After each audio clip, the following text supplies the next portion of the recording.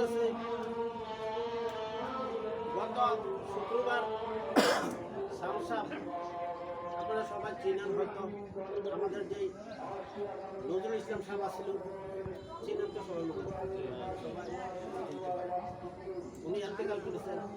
আমাদের দলের জন্য উনি খুব ট্যাক্স আছে, আমাদের দলের জন্য অনেক কষ্ট করছে।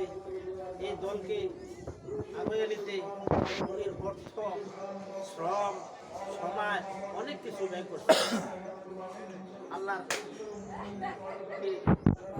আল্লাহ উনি হয়তো আমাদের মাছ থেকে উঠিয়ে দিয়েছে।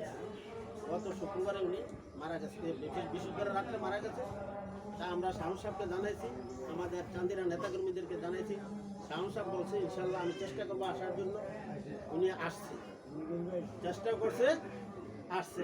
আসার পরে জানাজা দিছে, জানাজা দিয়া আমার বললো যে আঙ্কেল বাজারে আমি সময় দেবো, মানে ওইখানে জানাজার এখানে সময় দেয় নাই, যে বাজারে সময় দেয়। বাজারে আসছে, বাজারে আসার পরে অনেক লোক হয়ে গেছে, হয়তো উনি কারো জানে আসে নাই, কিন্তু অনেক লোক হয়ে গেছে। ওইখানে আমরা মজ্জান ভাই ছিল, তারপরে আতিকে ছিল, হানিফ ভাই ছিল, সবাই ছিল।